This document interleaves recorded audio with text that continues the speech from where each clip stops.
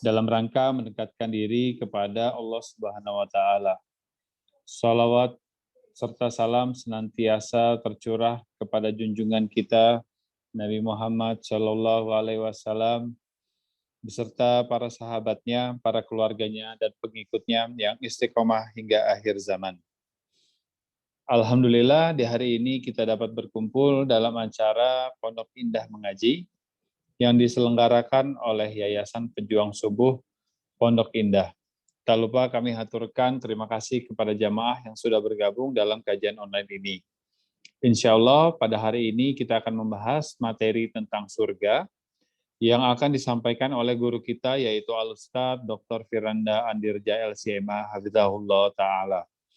Sebelum memulai kajian, izinkan saya membacakan tata tertib dalam kajian online siang hari ini sebagai berikut. Yang pertama, niatkan hadir dalam kajian ini untuk mendapat ridha Allah Subhanahu wa taala semata.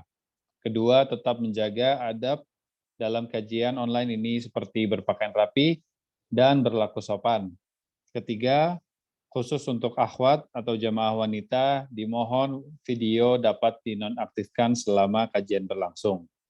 Keempat, mohon izin panitia akan memute mikrofon seluruh peserta agar kajian online dapat berjalan secara kondusif. Kelima, silakan kepada jamaah yang ingin bertanya langsung kepada Ustadz di akhir sesi kajian dapat melakukan raise hand atau jamaah juga bisa mengirimkan pertanyaan melalui kolom chat yang nantinya akan dibacakan oleh moderator. Keenam, diharapkan bertanya dengan singkat, padat, dan jelas sesuai dengan tema kajian yang dijelaskan pada hari ini, yaitu surga. Ketujuh, kajian online ini insya Allah akan berlangsung selama 45 menit dan diakhiri sesi tanya-jawab selama 15 menit. Kedelapan, insya Allah kajian ini akan direkam dan diupload ke dalam kanal YouTube Ustadz Dr. Firanda Andirja LCMA dan kanal YouTube Yayasan Pejuang Subuh Pondok Indah. Untuk jamaah yang ingin mengakses rekaman kajian online hari ini, dimohon untuk mengunjungi dua kanal YouTube tersebut setelah kajian ini berakhir. Kesembilan, info kajian berikutnya dan kegiatan-kegiatan lain dari Yayasan Pejuang Subuh Pondok Indah, jamaah dapat bergabung di grup WhatsApp Yayasan Pejuang Subuh Pondok Indah yang insya Allah akan di-share linknya di kolom chat oleh panitia. Terakhir, jangan lupa untuk support kegiatan dakwah Yayasan Pejuang Subuh Pondok Indah dengan memberikan infak terbaik Anda melalui Bank Syariah Indonesia atau BSI di akun nomor 7220201001 atas nama Yayasan Pejuang Subuh Indonesia. Yayasan Pejuang Subuh Pondok Indah, mohon maaf. Baik, selanjutnya alhamdulillah Ustadz Firanda sudah hadir di tengah-tengah kita. Baik, saya akan persilakan Ustadz dan tim untuk memulai kajian. Bismillahirrahmanirrahim. Assalamualaikum warahmatullahi wabarakatuh. Alhamdulillahi ala ihsani wa syukru lahu ala taufiqihi wa amtinani. Asyhadu an la ilaha illallah wahdahu la syarika lahu ta'ziman li sya'nihi wa asyhadu anna Muhammadan abduhu wa rasuluhu da'ila ridwani. Allahumma salli alaihi wa ala alihi wa ashabihi wa ikhwani. Para jemaah, para pemirsa yang dirahmati oleh Allah Subhanahu wa taala, pada kesempatan berbahagia ini kita sama-sama membicarakan insyaallah tentang kenikmatan yang dirindukan oleh setiap orang yang beriman. Kenikmatan yang merupakan cita-cita setiap orang yang bertakwa kepada Allah Subhanahu wa taala. Oleh karenanya Nabi Ibrahim alaihissalam yang dikenal sebagai Khalilur Rahman, kekasih Allah Subhanahu wa taala, Allah abadikan doanya yang di mana beliau berdoa, waj'alni mi warathati jannatin na'im. Ya Allah, jadikanlah aku pewaris dari surga yang penuh dengan kenikmatan. Dan Nabi sallallahu alaihi wasallam dalam banyak doa meminta surga. Allahumma inni as'alukal jannah wa a'udzubika minan nar. Ya Allah, aku minta kepada Engkau surga dan aku berlindung kepada Engkau dari neraka jahanam. Dan di antara doa yang dikenal dengan doa sapu jagat yaitu Rabbana atina fid dunya hasanah wa fil akhirati hasanah wa qina adzabannar. Ya Rabb, kami berikanlah kami kebaikan di dunia dan kebaikan di akhirat. Kebaikan di akhirat maksudnya surga. Wa qina adzabannar, dan jauhkanlah kami dari azab neraka jahanam. Ada seorang pernah datang kepada Nabi sallallahu alaihi wasallam, ketika itu Nabi bersama Muadz bin Jabal radhiyallahu taala anhu. Orang ini berkata, "Ya Rasulullah, inni la uhsinu dandanataka wala dandanata Muadz, walakinni as'alullaha al-jannah wa a'udzu bihi minan nar." Kata dia, "Ya Rasulullah, sungguhnya aku tidak pandai berdoa sebagaimana doamu dengan doa Muadz bin Jabal. Aku tidak pandai mengucapkan doa. Tetapi aku mohon kepada Allah Subhanahu wa taala agar aku dimasukkan ke dalam surga dan dijauhkan dari neraka jahanam." Apa jawaban Nabi sallallahu alaihi wasallam? Haulahu nudandin. Kami pun demikian, ya. Permintaan kami, saya dan Muadz, juga seputar itu, seputar meminta surga dan agar terhindar dari neraka jahanam. Oleh karenanya Nabi sallallahu alaihi wasallam menyuruh kita untuk memiliki himmah aliyah, cita-cita yang tinggi ketika meminta kepada Allah Subhanahu wa taala. Nabi sallallahu alaihi wasallam bersabda, "Idza sa'altumullah fas'aluhul firdaus." Jika kalian memohon kepada Allah, mintalah surga Firdaus. Fa innahu a'lal jannah, karena surga Firdaus adalah surga yang tertinggi. Baik, ikhwan dan akhwat yang rahmatillah subhanahu wa taala, Bapak dan Ibu yang rahmatillah subhanahu wa taala, kita akan berbicara tentang nikmat surga, serba-serbi surga. Tentu banyak sangat panjang, banyak sisi tinjauan, kita hanya bisa menyampaikan sebagian saja mengingat waktu yang terbatas. Kita akan menjelaskan tentang berbagai macam model kenikmatan yang ada di surga, ya, model-model kenikmatan di surga.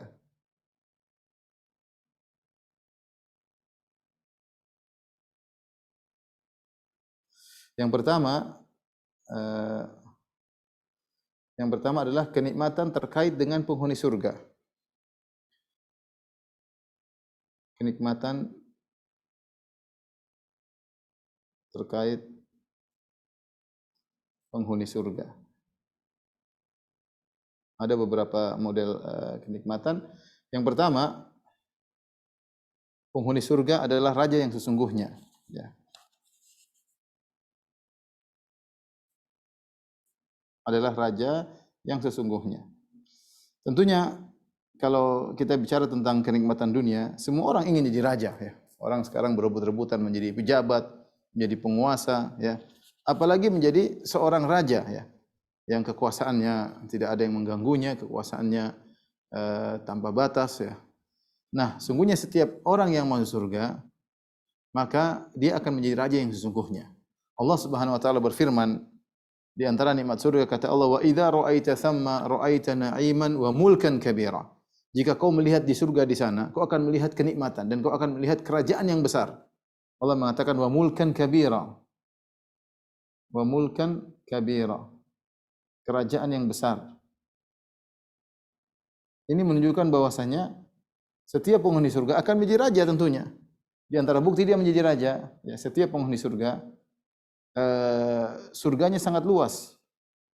Surganya sangat luas.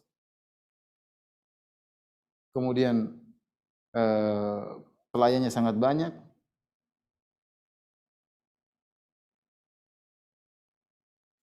Bahkan malaikat minta izin untuk bertemu dengannya. Malaikat minta izin untuk bertemu dengannya.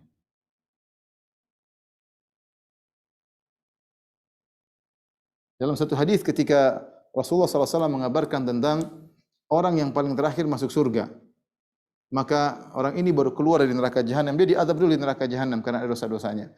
Kemudian akhirnya dia pun bersih dari dosa-dosanya. Kemudian dia pun keluar dari neraka jahanam, ya.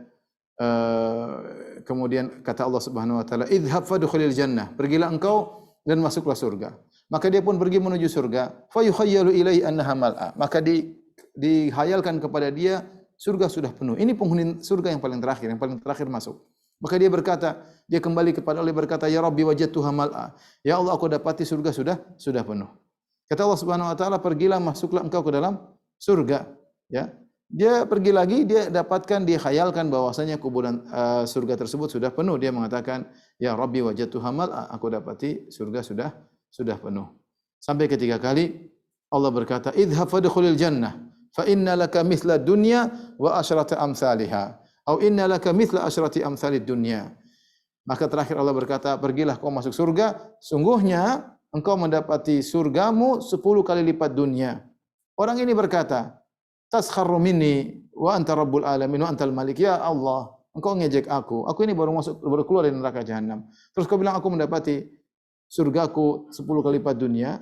Kau ngejek aku ya Allah. Kata Allah Subhanahu wa taala, ya, aku tidak mengejek. Walakinni ala ma asya'u qadir. Aku mampu atas apa yang aku kehendaki. Kata Nabi, "Dzaka adna ahlil jannati manzilah." Itulah penghuni surga yang paling rendah, ya. Saya catat di sini, penghuni surga yang paling rendah.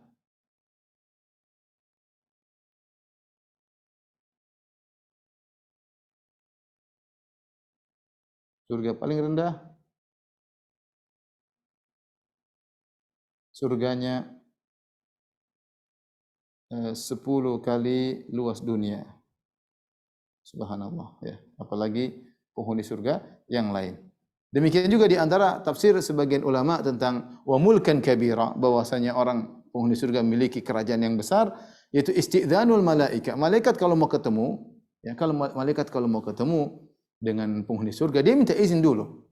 Ini menunjukkan agungnya penghuni surga. Ini malaikat bukan sembarang mau ketemu, istidzanul malaika, minta izin dulu kepada penghuni surga. Berarti benar-benar Allah muliakan penghuni surga tersebut, dia benar-benar adalah seorang raja, ya. Tapi yang kedua, terkait dengan penghuni surga, bahwasanya tidak ada kekhawatiran dan kesedihan lagi. Dan kesedihan lagi. Ini semuanya ada ceritanya di dunia. Allah Subhanahu wa taala berfirman, "Udkhulul jannata la khaufun 'alaikum wa la antum tahzanun." Masuklah kalian ke dalam surga, tidak ada lagi namanya sedih, tidak ada lagi namanya kekhawatiran. Di dunia siapapun kita, setenar apapun kita, sekaya apapun kita, setinggi apapun jabatan kita, sebanyak apapun bodyguard kita, sebanyak apapun prajurit kita, mau panglima, mau raja di raja, mau, dia pasti pernah sedih, dia pasti pernah khawatir. Jangan bilang dia sedih jauh-jauh di urusan kenegaraan. Kadang di rumah sendiri dia sedih. Sedih dengan istrinya, khawatir terhadap istrinya, khawatir terhadap anak-anaknya. Jadi itulah kehidupan dunia. Tidak terlepas dari namanya kekhawatiran dan kesedihan. Makanya ketika penghuni surga pertama kali masuk surga, apa yang mereka ucapkan di antaranya? Alhamdulillahilladzi adhhaba 'annal hazan. Inna rabbana laghafurun syakur. Alladzi ahallana darul muqamati. Ya. Kata penghuni surga, alhamdulilladzi adhhaba 'annal hazan. Segala puji bagi Allah yang telah menghilangkan kesedihan dari hati kami. Semua kesedihan hilang ketika seorang masuk surga. Dan kita tahu bahwasanya yang menyebabkan kebahagiaan berkurang adalah kesedihan. Di dunia ini banyak hal yang membuat kita sedih. Apa yang kita lihat bisa membuat kita sedih, apa yang kita dengar bisa membuat kita sedih. Apa yang kita pikirkan bisa membuat kita sedih, apa yang kita alami bisa membuat kita sedih. Tapi di akhirat semua kesedihan akan hilang, ya. Kalau di dunia cita-cita kita tidak tercapai, kita sedih. Ketika kondisi kita tidak sesuai dengan harapan, kita sedih. Banyak hal, ya, banyak hal. Suami kita tidak sesuai dengan harapan, kita sedih. Istri kita tidak sesuai harapan, kita sedih. Anak-anak tidak sesuai harapan, kita sedih. Perdagangan kita tidak sesuai dengan harapan, kita sedih. Kita melihat orang lebih hebat daripada kita, kita sedih. Lihat orang laris dagangannya, dagangannya tidak laris, kita sedih. Banyak hal yang membuat kita sedih. Di surga hilang semuanya. Ya. Kemudian di antara kenikmatan yang dirasakan oleh penghuni surga terkait dengan penghuni surganya adalah yang ketiga, tidak ada penyakit hati.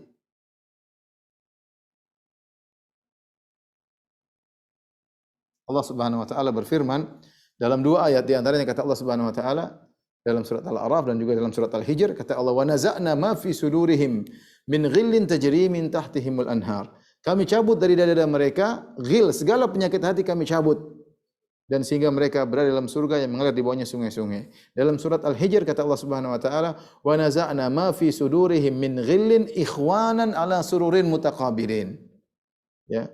Kami cabut ghil, penyakit hati dari dada mereka. Jadilah mereka saling bersaudara berhadap-hadapan. Ya. Tidak ada kejengkelan di antara mereka, ya. Hati mereka bersih, tidak ada penyakit sama sekali, tidak ada hasad, tidak ada dengki, tidak ada jengkel, tidak ada dendam, ya, tidak ada cemburu, tidak ada. Semua dada menjadi bersih. Bahkan seandainya ada seorang lelaki yang kemudian memiliki lebih dari satu istri, kemudian semuanya masuk surga, maka kecemburuan akan dihilangkan dari Allah Subhanahu wa taala. Ya. Oleh karenanya setiap orang masuk surga hatinya akan bersih. Makanya ketika mereka masuk surga dikatakan kepada mereka tibtum fadkhuluha khalidin. Baiklah kalian dan masuklah kalian dalam surga dengan penuh keselamatan kekal abadi. Kalau ada penyakit hati tidak boleh masuk surga. Surga yang hanya boleh dimasuki orang yang bersih dadanya. Yang buat kita sengsara di dunia ini apa? Karena penyakit hati. Hati kita enggak bersih. Terkadang kita dendam, terkadang kita jengkel, terkadang kita hasad, ya. Banyak hal. Ini penyakit hati semua yang bikin kita menjadi tidak bahagia. Nah, ketika di surga hati menjadi bersih. Kemudian di antara kenikmatan yang dirasakan oleh terkait penghuni surga adalah yang keempat, selalu muda, sehat, bahagia dan abadi. Selalu muda, selalu sehat,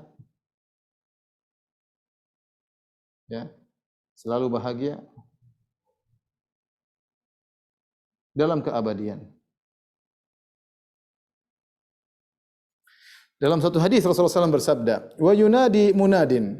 Ketika orang-orang sudah masuk surga, ya, maka ada suara yang menyeru, "Innalakum an tasihhu fala tasqamu abada."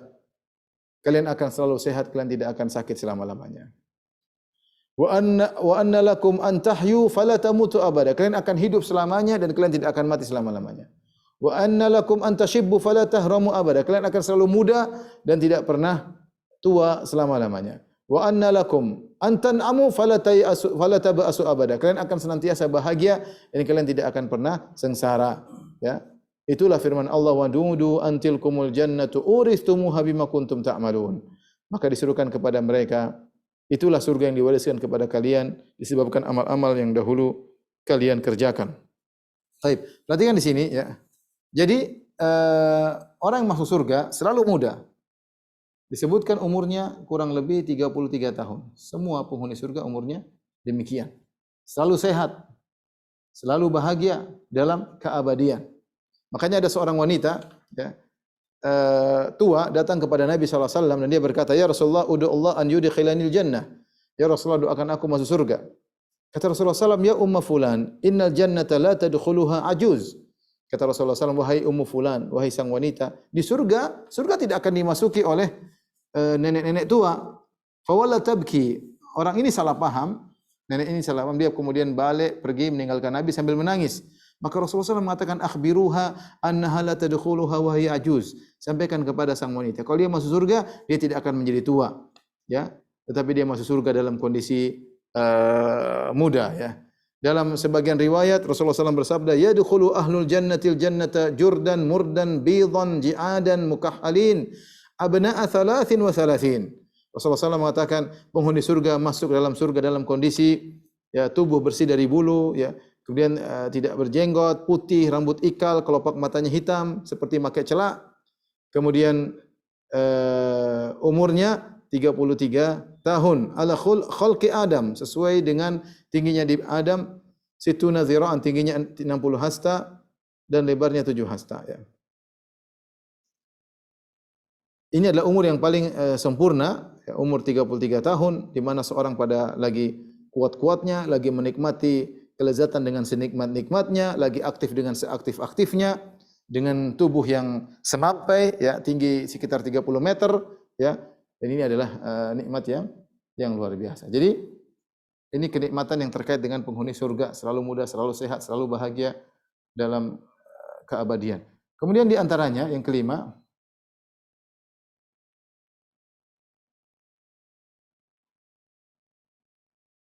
penghuni surga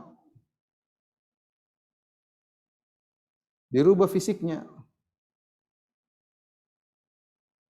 menjadi lebih tampan,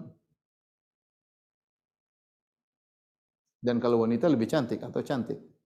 Lebih cantik ya. Dalam hadis tadi dikatakan penghuni surga dikatakan bidhan ya mukahhalin ya, menjadi berkulit putih, kemudian matanya menjadi hitam seperti makai celak. Disebutkan oleh Nabi sallallahu alaihi wasallam awalu zumratin yadkhuluna al-jannah, kelompok yang pertama yang masuk surga maka kal qamari lailatul badar, maka seperti rembulan di malam bulan purnama. Walladzina yalunahum, dan golongan yang kedua ka asyaddi kaukaban ya, ka asyaddi an-nuri kaukaban atau kama qala Nabi sallallahu alaihi wasallam. Kemudian gelombang kedua yang seperti bintang yang bersinar begitu indahnya. Sehingga penghuni surga akan dijadikan sangat tampan dan wanita akan dijadikan sangat cantik. Akan tetapi ciri khas mereka masih ada. Ciri khas mereka masih ada. Sehingga kalau orang melihat, orang masih mengenal si fulan meskipun fisik mereka dirubah. Bagaimana tubuh mereka dirubah menjadi setinggi Nabi Adam alaihissalam dengan tubuh semampai, umurnya dirubah menjadi umur 33 tahun, wajah mereka juga menjadi tampan, dilihat tampan, ada perubahan seperti rembulan purnama yang bersinar, dan ini ungkapan tentang tampannya seseorang, tetapi tetap saja ada ciri khasnya sehingga diketahui ini si fulan, ini si fulan. Makanya ketika para ulama menyebutkan mana yang lebih afdal, apakah para wanita dunia yang masuk surga ataukah bidadari yang Allah ciptakan begitu saja di surga tanpa ada pendahuluan ya. Karena Allah berfirman inna ansha'nahunna insya'a, kami ciptakan bidadari langsung tanpa melalui masa kecil, tanpa langsung tiba-tiba dewasa, faja'alnahunna abkaran, dan kami jadikan mereka adalah gadis-gadis yang perawan langsung. Nah, mereka sangat cantik. Kalau kita baca tentang ciri-ciri bidadari di surga sangat cantik. Nah, mana lebih afdal, bidadari atau para wanita yang masuk surga? Sebenarnya ulama berpendapat wanita dunia yang masuk surga mereka akan lebih afdal daripada bidadari. Bidadari yang kecantikannya luar biasa masih kalah dengan wanita dunia yang masuk surga. Hal itu karena wanita yang masuk surga akan dirubah wajahnya menjadi lebih cantik jelita karena mereka telah berjuang di dunia menjalani ujian-ujian dan mereka akhirnya berhasil masuk surga. Jadi penghuni surga akan dirubah secara fisiknya ya.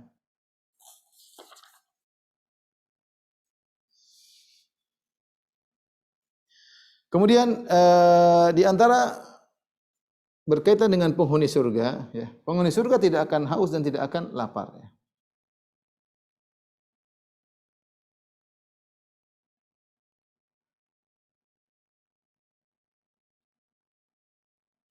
Kata Allah Subhanahu wa taala tatkala menceritakan tentang nikmat surga kepada Nabi Adam, kata Allah Subhanahu wa taala, "Innalaka alla tajua fiha wa la ta'ra wa annaka la tathma'u fiha wa la tatha." Wahai Adam, kalau kamu masuk surga, innalaka alla tajua fiha wa la ta'ra. Kau tidak akan lapar dan kau tidak akan telanjang. Wa annaka la tathma'u fiha, dan kau tidak akan kehausan, wa la tatha, dan kau tidak akan kepanasan. Jadi orang masuk surga tidak akan kelaparan, tidak akan kehausan. Terus, ya Ustaz, kenapa mereka makan-makan? Mereka makan-makan untuk berlezat-lezatan, bukan karena kelaparan. Kalau karena kelaparan makan sudah kenyang, selesai. Tidak akan terasa nikmat lagi. Kalau kita sudah kenyang, apapun makanan depan kita, kalau sudah kenyang selesai. Nikmatnya hilang. Apapun minuman terlezat yang kita ingin, kalau kita sudah hilang dahaganya, sudah hilang. Ya. Tetapi penghuni surga tidak demikian. Mereka bukan karena lapar, bukan karena haus, tetapi mereka menikmati karena berlezat-lezat. Karena berlezat-lezat. Ya. Mereka tidak kelaparan, mereka tidak akan kehausan. Kemudian di antara kenikmatan penghuni surga yang ketujuh, tubuh mereka akan dibersihkan.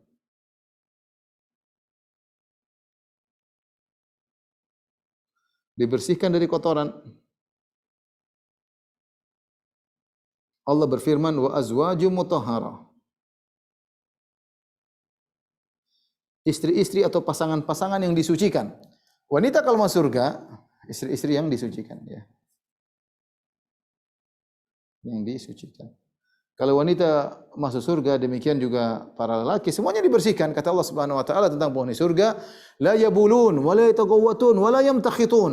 Para penghuni surga la yabulun, tidak buang air kecil, wa la yataghawwatun, tidak buang air besar, wa la yamtakhitun, tidak punya ingus, wa la yabsukun, tidak meludah, mereka bersih. Wanita masuk surga tidak ada haidnya, tidak ada nifasnya. Ya, mereka bersih. Tidak ada bau keringatnya, tidak ada bau keringatnya. Kalau mereka makan, ya itu pun akan jusha, yaitu mereka semacam sendawa dan itu pun keluar banyak bau minyak kasturi. Tidak ada sedikit pun bau tidak enak dari badan penghuni surga. Karena tidak ada kotoran keluar dari mereka. Kok bisa? Ya itu ke maha kudrahnya Allah Subhanahu wa taala. Oleh karena disebut dalam riwayat, inna rajulan min ahli jannah la yu'aniku al-hawra 70 sanatan la yamalluha wa la tamalluhu. Sungguh seorang laki penghuni surga akan memeluk bidadari, dia peluk bidadari selama 70 tahun. Dia tidak akan bosan dari bidadari tersebut dan bidadari tersebut tidak akan bosan dari dia. Kenapa? Karena tidak ada bau apa-apa. Dia dekap dalam dekapan kelezatan selama 70 tahun. Ini terjadi di surga ya. Jadi wanita-wanita yang dimasukkan dalam surga akan dibersihkan oleh Allah Subhanahu wa taala, dan dibersihkan di sini ada dua tafsiran. Pertama, dibersihkan secara fisik, dan yang kedua dibersihkan secara akhlak. Ya, dibersihkan secara akhlak. Wanita masuk surga tidak ada ngomel-ngomel, tidak ada dendam, tidak ada jengkel, tidak ada cemburu, hilang semuanya, dibersihkan oleh Allah Subhanahu wa taala. Kemudian di antara kenikmatan surga bagi penghuni surga, mereka tidak akan lelah. Mereka tidak pernah akan lelah. Ya, kata Allah Subhanahu wa taala, "Alladzi ahallana daral muqamati min fadlih, la yamassuna fiha nasabun wa la yamassuna fiha lugub." Kalau mereka, segala puji bagi Allah yang telah membuat kita menetapi suatu tempat tinggal yang abadi. Min fadlihi, karena karunia-Nya. La yamassuna fiha nasab, kami tidak akan merasakan nasab, wa la yamassuna fiha lugub, dan kami tidak akan merasakan lugub. Penghuni surga tidak merasakan, tidak lelah, tidak akan merasakan dua perkara, nasab dan lugub. Lugub. Apa itu nasab? Nasab adalah keletihan ketika beraktivitas, saat beraktivitas.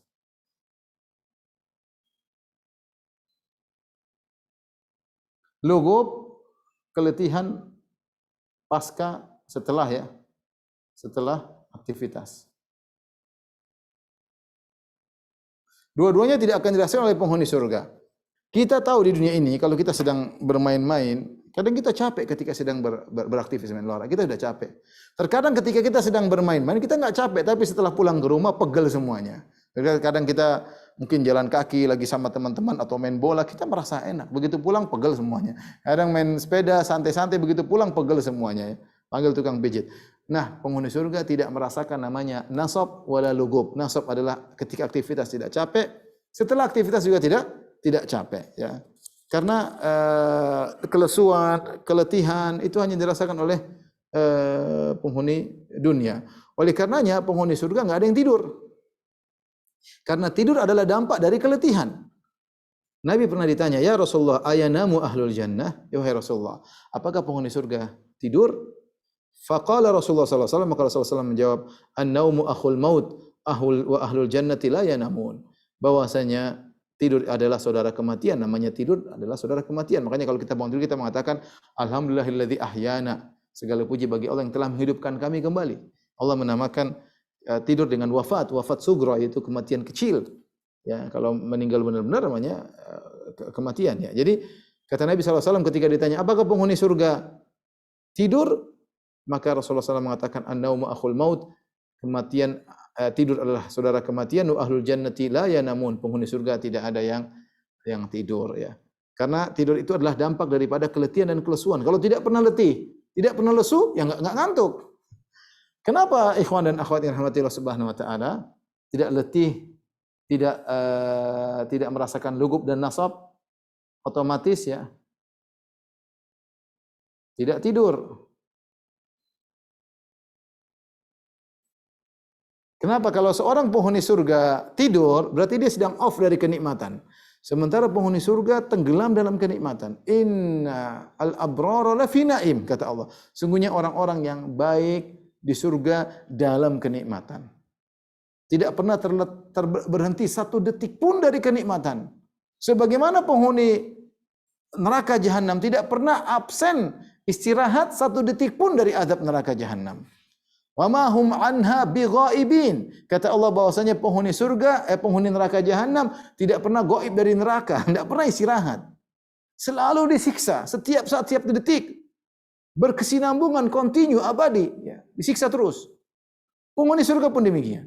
Tidak ada namanya off, istirahat daripada kenikmatan. Sementara kalau dia capek, dia letih, kemudian dia tidur, berarti dia sedang off dari kenikmatan. Itu tidak boleh berlaku pada penghuni surga. Ini model-model kenikmatan surga yang terkait dengan penghuni surga. Tapi kita lanjutkan habis ini.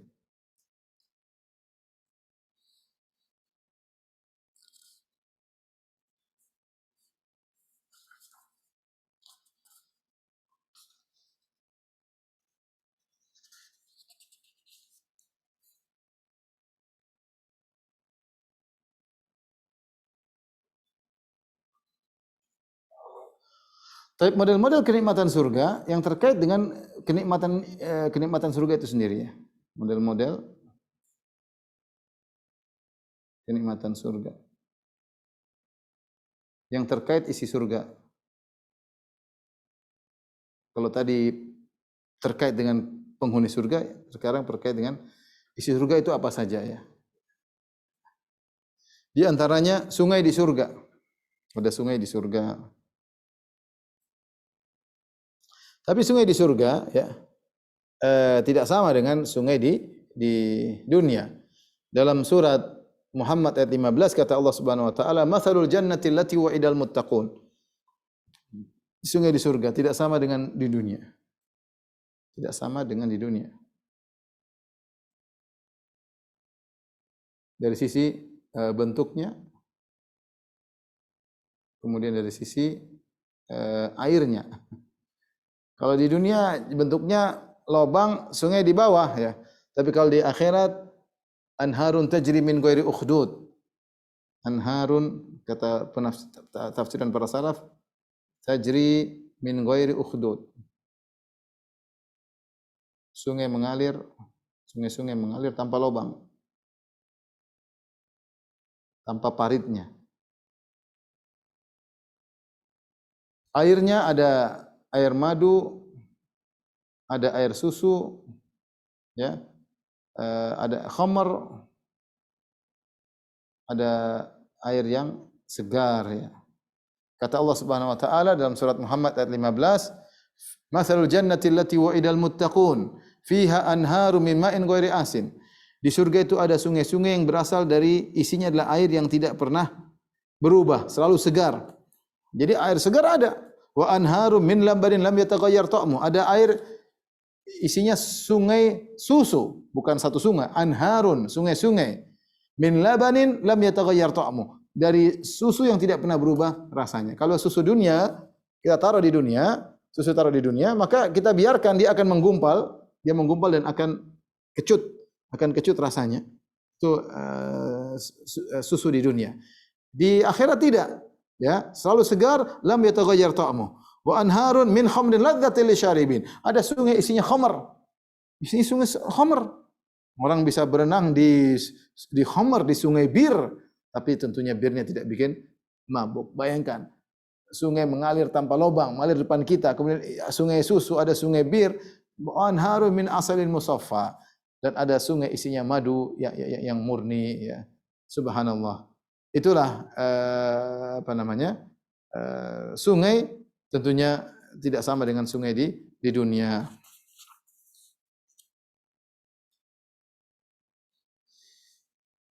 Dan tentunya sungai yang paling besar adalah sungai Al-Kautsar. Inna a'tayna kal kautsar. Kata Allah Subhanahu wa taala, berikan kepada engkau sungai Al-Kautsar. Kemudian ada mata air di surga, mata air.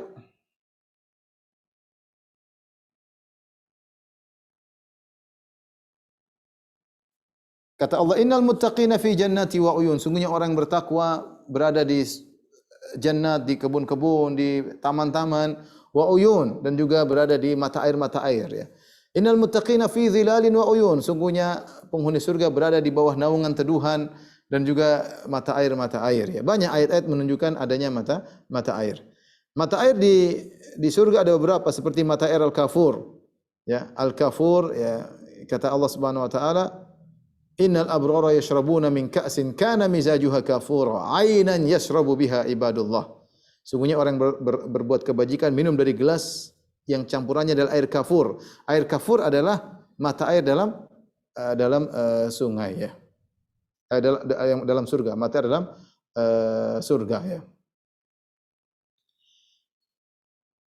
Kita tahu kalau kafur di dunia terbuat dari pohon yang berwarna putih yang menimbulkan aroma yang wangi ya. Para ulama mengatakan bahwasanya khamar yang diminum oleh penghuni surga ketika di surga aromanya tidak sama dengan khamar di dunia. Khamar di surga aromanya wangi karena dicampur dengan kafur. Jadi kafur itu membuat aroma wangi, di surga ada kafur tersendiri, tentu tidak sama dengan kafur di dunia, tapi dicampurkan dengan khamar sehingga khamar tadi memiliki aroma yang wangi. Di antaranya mata air tasnim. Kata Allah Subhanahu wa taala, wa mizajuhu min tasnim aina yashrabul mukarrabun. Bahwasanya ada mata air namanya mata air tasnim yang boleh meminumnya secara murni hanyalah orang-orang al-muqarrabun, yaitu orang-orang khusus yang menduduki surga yang sangat tinggi. Kemudian di antaranya ada mata air namanya salsabila. Kata Allah Subhanahu wa taala, wa yusqawna fiha ka'san kana mizajuha zanjabila. Mereka minum di surga dari sebuah gelas yang isinya adalah zanjabil. Zanjabil semacam jahe tapi tidak sama dengan jahe dunia tentunya, tapi dia jahe di surga. Ainan fiha tusamma salsabila, yang di mana yang didatangkan air jahe tersebut didatangkan dari sebuah mata air yang disebut dengan salsabila ya. Jadi mata air tersebut keluar dengan kencang di surga. Ini di antara kenikmatan di surga. Di antaranya adalah pohon-pohon di surga. Pohon-pohon di surga juga tidak sama dengan pohon-pohon di dunia. Perbedaannya sangat banyak.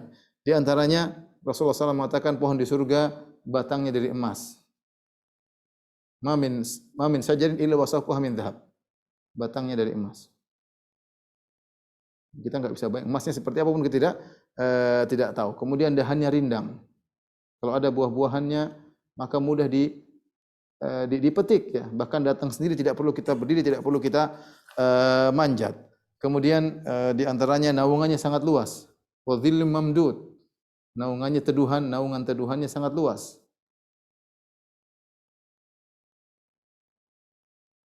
Kalau di dunia tidak terbatas, naungan terbatas. Kemudian ukuluha daim, buahnya tidak pernah putus. Tidak pernah putus. Ya. Kemudian pohon tidak ada durinya, pohon tidak berduri. Ketika Allah Subhanahu wa taala menyebutkan tentang pohon di surga, kata Allah, ashabul yamin, ma ashabul yamin. Golongan kanan, siapakah mereka? Alangkah bahagianya golongan kanan itu, maksudnya penghuni surga. Fi sidrim makhdud. Fi sidrim makhdud. Mereka berada di sebuah pohon bidara yang tidak berduri. Allah ingin jelaskan di surga juga ada pohon bidara. Bedanya pohon bidara di dunia ada durinya, pohon bidara di akhirat tidak ada durinya. Kemudian buahnya juga tersusun rapi, ya. Tersusun rapi, ya. Baik.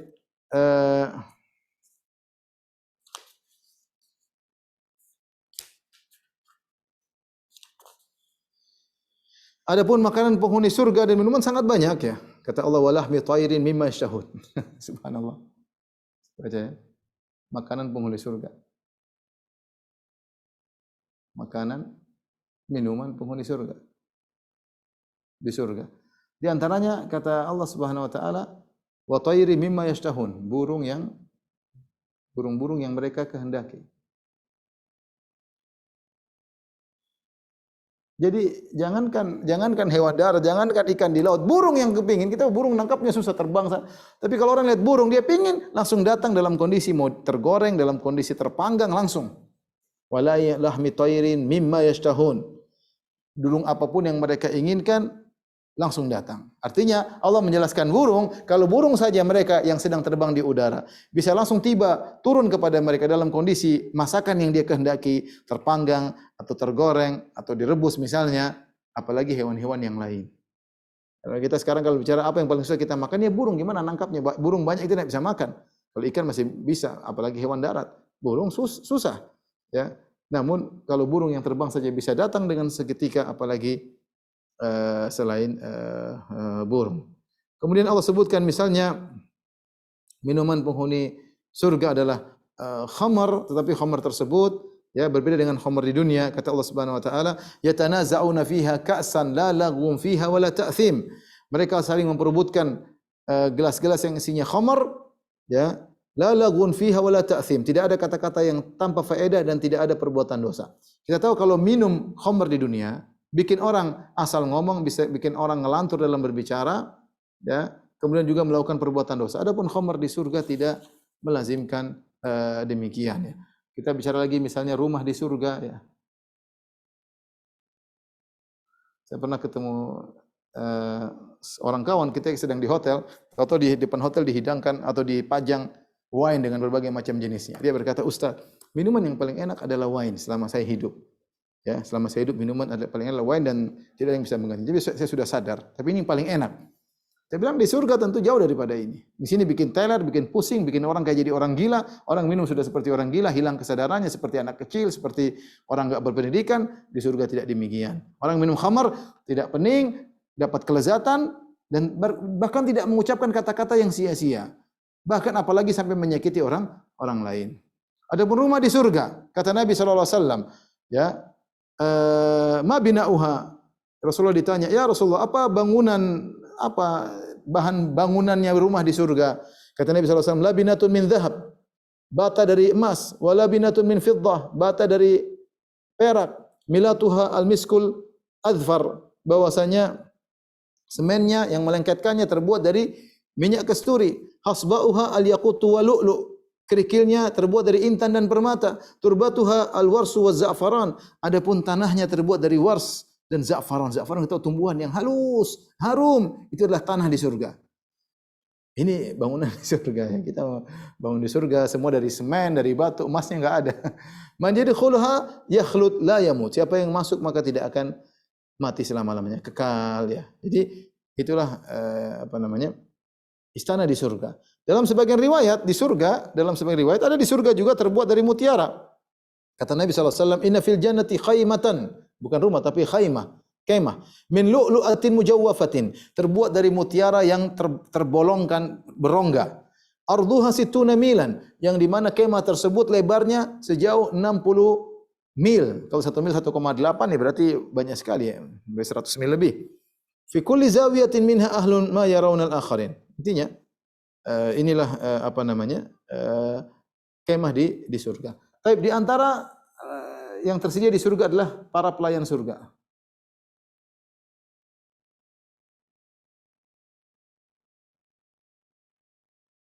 Allah Subhanahu wa taala menciptakan pelayan khusus di surga. Adapun ciri-ciri para pelayan tersebut, mereka anak-anak. Anak-anak, kemudian banyak dan bertebaran,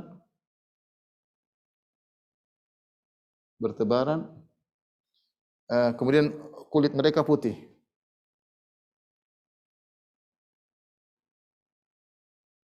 Allah Subhanahu wa taala berfirman, "Yatufu 'alaihim wildanun mukhalladun bi aqwabin wa abariqa wa ka'sin min ma'in." Mereka penghuni surga dikelilingi oleh anak-anak yang anak-anak tersebut abadi juga, membawa cangkir-cangkir, membawa piala-piala untuk ceret-ceret, dibagi-bagikan kepada penghuni surga. Dan Allah jadikan mereka anak-anak supaya penghuni surga tidak segan untuk memerintahkan mereka. Diperintahkan untuk ambil ini, ambil. Dan mereka bertebaran siap melayani. Beda kalau yang melayani orang tua, enggak enak. Anak, ya. Kata Allah, "Wa yatufu 'alaihim gilmanun lahum ka'annahum lu'lu'un maknun."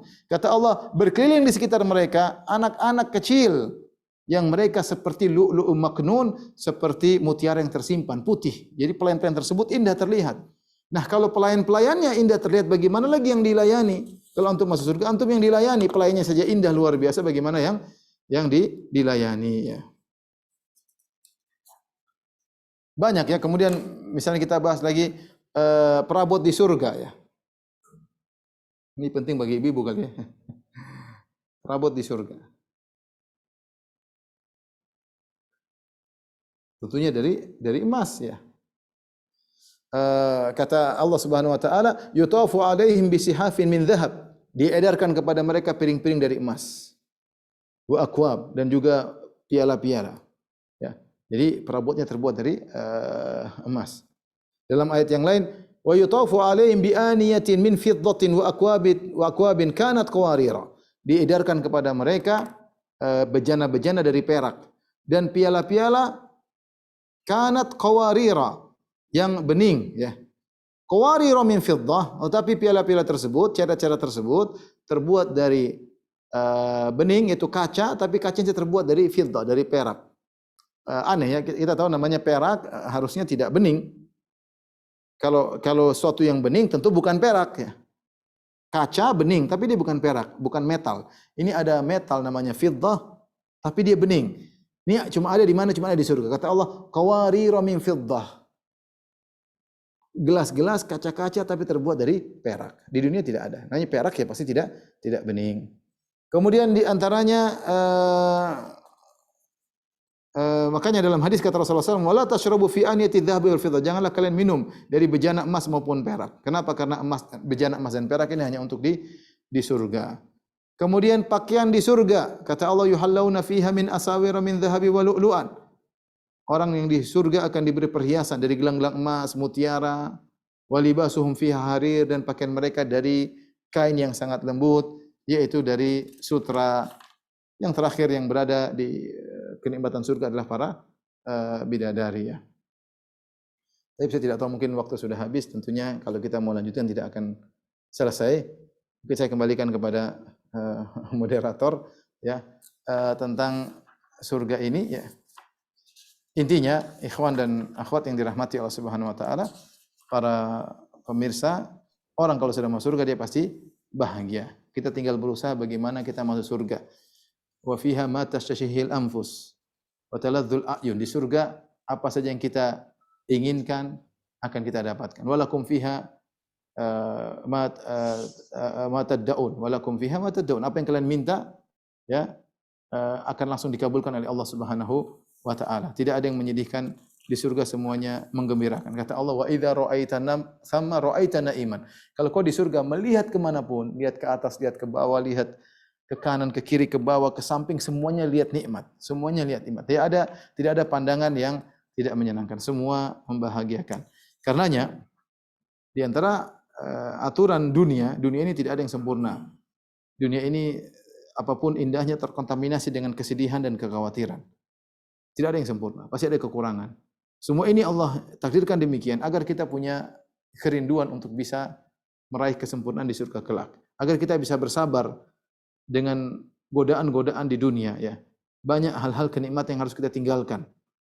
Karena itu menghalangi kita untuk masuk surga. Maka seorang sabar dalam meniti ibadah kepada Allah Subhanahu wa taala, menempuh jalan menuju Allah Subhanahu wa taala, hindarkan diri dari segala kemaksiatan agar bisa meraih surga Allah Subhanahu wa taala.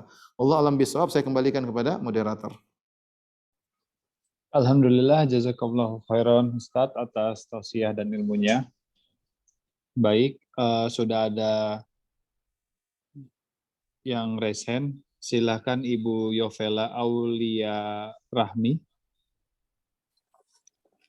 Barakallah. Bismillah. Assalamualaikum warahmatullahi wabarakatuh. Waalaikumsalam. Izin bertanya, Ustadz.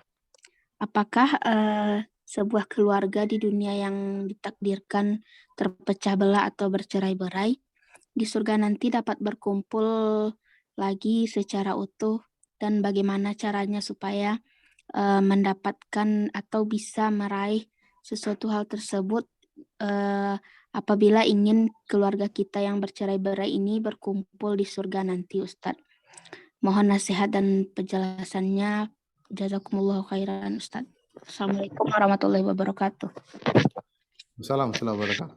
Tentunya di antara kesempurnaan nikmat surga adalah seorang berkumpul dengan orang yang dia cintai, ya. Allah Subhanahu wa taala sebutkan dalam Al-Qur'an, jannatu adnin yadkhulunaha wa man salaha min abaihim wa azwajihim wa dzurriyyatihim. Surga yang kekal yang mereka masuk ke dalamnya bersama pasangan mereka yang soleh, bersama orang tua mereka yang soleh, dan bersama anak-anak mereka yang soleh. Jadi kalau semuanya soleh akan berkumpul. Bahkan Allah sebutkan meskipun derajatnya berbeda bisa disamakan. Kata Allah dalam surat At-Tur, "Walladzina amanu wattaba'athum dzurriyyatuhum biimanin alhaqna bihim dzurriyyatahum." Dan orang-orang yang beriman, lantas anak-anaknya juga beriman, kami akan susulkan anak-anak mereka bersama mereka. Bahkan ketika level surga berbeda di akhirat kelak, misalnya orang tuanya di level 10, anaknya di level 2, Allah bisa menaikkan anak-anaknya agar bisa selevel dengan orang tuanya. Ini tidak lain kecuali agar kesempurnaan kebahagiaan, berkumpul dengan anak-anak, dengan istri, dengan orang tua. Syaratnya ya mereka harus semuanya orang-orang beriman, harus orang-orang soleh. Maka kita ngajak mereka untuk bertakwa kepada Allah Subhanahu wa taala. Kalau ternyata mereka tidak beriman, tidak akan bersatu di surga. Maka di antara silaturahmi yang terbaik adalah kita mengajak kerabat kita, orang yang kita cintai untuk bertakwa kepada Allah. Makanya Allah mengatakan, "Qu anfusakum wa ahlikum nar." Jagalah diri kalian dan keluarga kalian dari neraka jahanam. Jangan sampai seorang laki masuk surga sementara istri anaknya masuk neraka, jangan. Dia harus berusaha agar masuk surga bareng-bareng. Kerjasama dalam ketaatan. Jangan kerjasama dalam hura-hura saja. Bekerjasama dalam kemaksiatan. Kita ingin suami istri kerjasama dalam ketaatan. Wallahu a'lam bishawab. Baik, pertanyaan berikutnya dari Ibu Fei. Assalamualaikum Ustadz. Apakah jika wafat sebagai bayi ataupun sebagai anak di dunia, akan tetap jadi anak yang dapat memberi syafaat kepada orang tuanya untuk hidup bersamanya di surga? Ya benar, di antara hadis-hadis menunjukkan bahwasanya jika seorang anaknya meninggal, anak-anak tersebut akan memberi syafaat bagi mereka di akhirat kelak. Tentunya ibunya harus bersabar dengan wafatnya anak tersebut. Ini adalah kabar gembira bagi orang yang anaknya mungkin masih kecil sudah meninggal dunia. Karena anak yang belum balik kalau meninggal akan memberi syafaat bagi kedua orang tuanya. Wallahu a'lam bishawab. Baik, pertanyaan berikutnya silakan Ibu Indah Nurdin. Terima kasih moderator. Assalamualaikum warahmatullahi wabarakatuh Pak Ustadz. Waalaikumsalam warahmatullahi wabarakatuh. Saya seorang anak, kedua orang tua saya sudah wafat. Pertanyaan saya adalah, jika saya melakukan hal-hal baik dan hal itu saya niatkan untuk kedua orang tua saya, apakah pahala yang mengalir jika ada dari hal-hal baik tersebut itu Allah berikan untuk kedua orang tua saya sehingga kedua orang tua saya bisa masuk surga? Terima kasih Ustadz. Assalamualaikum. Waalaikumsalam warahmatullahi wabarakatuh. Yang benar bahwasanya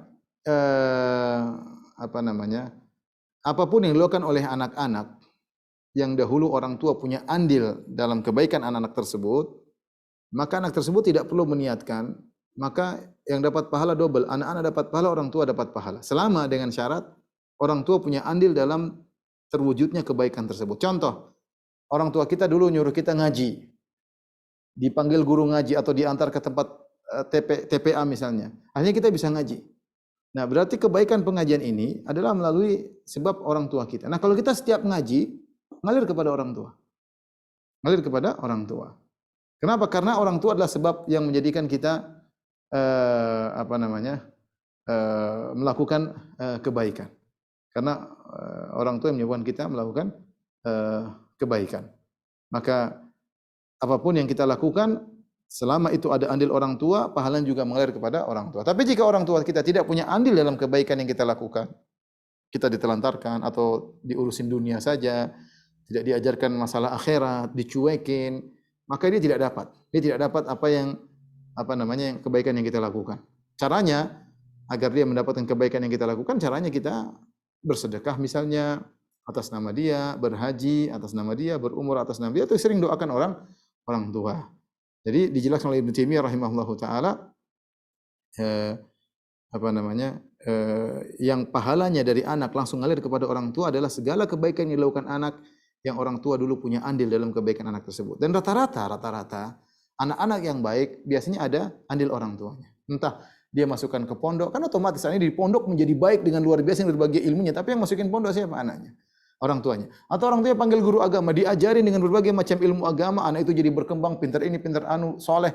Ya, sebabnya apa? Orang tuanya. Rata-rata anak-anak yang baik, kalau ada perhatian dari orang tua, segala kebaikan anak tersebut adalah berkat andil orang tuanya. Dengan demikian otomatis pahalanya ngalir kepada orang tuanya. Jika tidak maka tidak. Allah alam bisawab.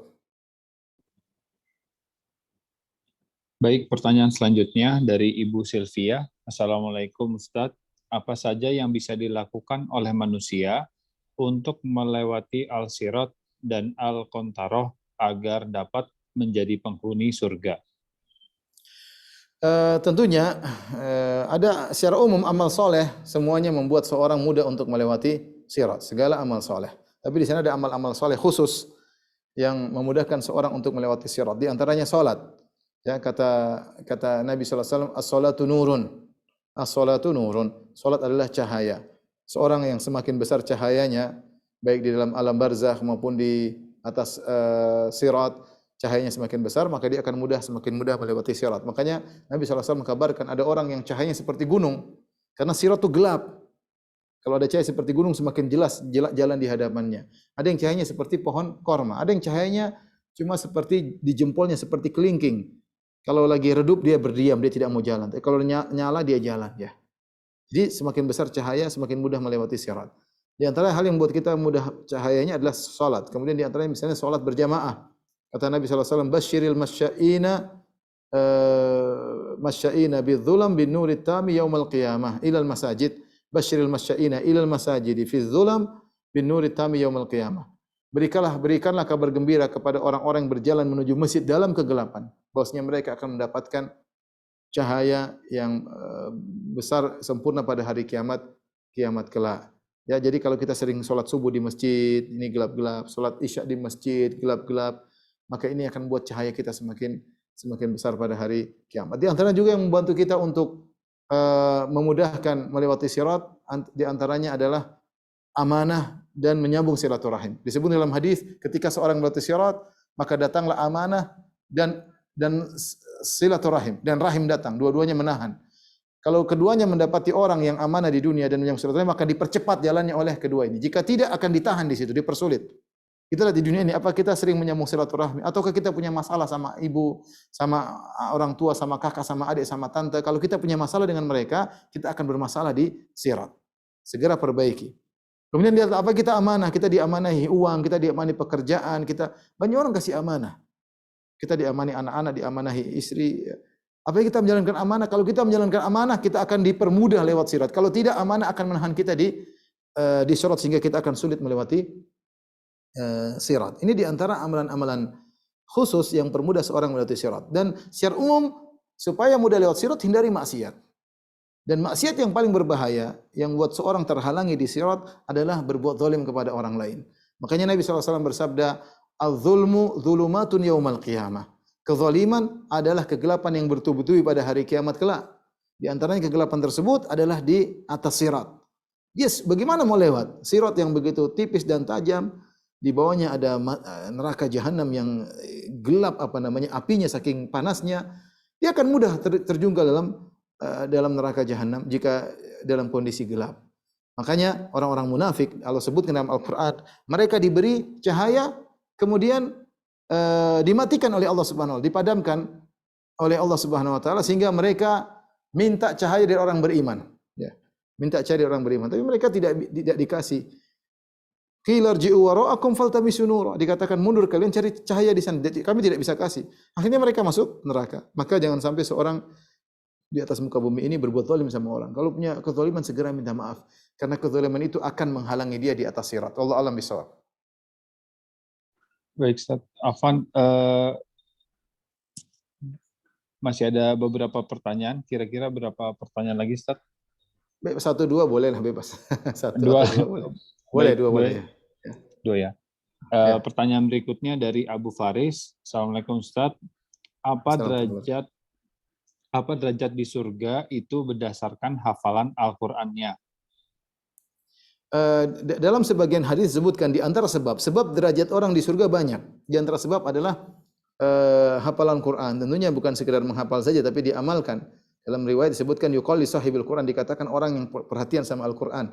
Iqra wartaqi warattil kama kunta turatil fid dunya fa inna manzilaka inda akhiri ayatin taqra'uha. Dikatakan kepada orang pemerhati Al-Qur'an, bacalah dan naiklah derajatmu dan bacalah dengan tartil sebagaimana engkau di dunia baca dengan tartil, sungguhnya kedudukanmu akhir ayat yang kau baca. Ini menunjukkan bahwasanya orang yang memiliki hafalan Quran akan dimudahkan masuk surga dan derajatnya tinggi. Tetapi bukan sekedar hafal doang, ya, karena Allah mempersyaratkan orang-orang yang alladzina yatluna kitaballah, ya, yang membaca Al-Qur'an itu bukan sekedar hanya baca, tapi harus hendaknya mengamalkan isi Al-Qur'an tersebut. Karena Nabi SAW bersabda, Al-Qur'anu hujjatun lak au alaik. Al-Qur'an itu bisa membelamu dan juga bisa menjadi bumerang bagimu. Maka saya sarankan kepada pemerhati Al-Qur'an berusaha menghafal Al-Qur'an, memurajaahnya, dan yang paling penting daripada itu semua adalah mengamalkan isinya. Tentu sebab-sebab tingginya derajat di surga banyak, bukan cuma harus hafal Al-Qur'an, bisa jadi dengan pintu-pintu yang lain, bisa jadi derajat tinggi melalui pintu sedekah, bisa jadi derajat tinggi melalui berbakti pada orang tua, dan banyak amal soleh yang Allah bukakan kepada hamba-hambanya. Ada sebagian orang dibukakan pintu sedekah, maka dia fokus dengan sedekahnya. Ada orang dibukakan pintu ilmu, dia fokus dengan ilmunya. Ada orang dibukakan amal soleh dengan Quran, maka dia fokus dengan Quran. Masing-masing fokus dengan apa yang Allah mudahkan baginya. Wallahu a'lam bishawab. Baik, pertanyaan terakhir dari Ibu Yanti Nurdin. Assalamualaikum Ustadz, apakah benar yang masuk surga itu lebih banyak laki-laki ketimbang perempuan, Ustadz? Wallahu a'lam bishawab, ya. Dalam hadis yang Rasulullah SAW mengatakan, tasaddaqna fa inna kunna aktsara hatabi jahannam. Wahai para wanita, bersedekahlah kalian karena banyak di antara kalian yang masuk neraka. Kenapa?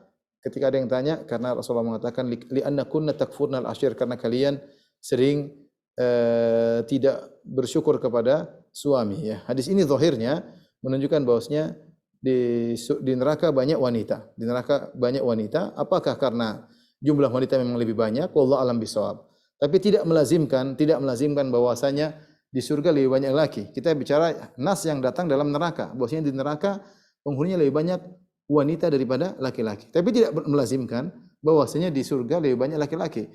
Hal itu melazimkan jika jumlah lelaki dan wanita sama-sama 50%. Kalau jumlah lelaki dan wanita sama-sama 50%, maka kalau di neraka banyak wanita, tentu di surga banyak laki-lakinya. Tapi kalau ternyata jumlahnya tidak 50%, maka tidak melazimkan hal tersebut. Datang riwayat dalam status jumlah wanita di neraka lebih banyak, ya, banyak wanita di neraka, di antara sebabnya karena tidak pandai bersyukur kepada suami, sering membangkang kepada suami, dan lain-lain. Wallahu a'lam bishawab. Demikian saja apa yang bisa sampaikan, kurang bisa mohon maaf. Wabillahi taufiq wal hidayah. Assalamualaikum warahmatullahi wabarakatuh. Waalaikumsalam warahmatullahi wabarakatuh. Jazakallahu khairan Ustadz dan tim. Alhamdulillah, berhubung sudah jam 1:30 lewat, maka sampai juga kita di penghujung kajian. Sekali lagi saya ucapkan terima kasih kepada jamaah yang sudah bergabung dalam kajian online ini. Saya sebagai moderator mohon maaf jika ada kesalahan atau ada yang kurang berkenan. Dan saya minta maaf apabila pertanyaan para jamaah tidak bisa saya tanyakan kepada Ustadz seluruhnya. Untuk info kajian berikutnya dan kegiatan lainnya dari Yayasan Pejuang Subuh Pondok Indah, silakan jamaah bisa bergabung ke grup WhatsApp Yayasan Pejuang Subuh Pondok Indah dengan link yang ada di kolom chat. Dan jangan lupa untuk support kegiatan dakwah Yayasan Pejuang Subuh Pondok Indah dengan memberi infak terbaik Anda melalui Bank Syariah Indonesia di akun nomor 7220201001 atas nama Yayasan Pejuang Subuh Pondok Indah. Baik, sekian dari kami. Kita akhiri kajian dengan doa kafaratul majelis. Subhanakallahumma wa bihamdik asyhadu an la ilaha illa anta astaghfiruka wa atubu ilaik. Assalamualaikum warahmatullahi wabarakatuh.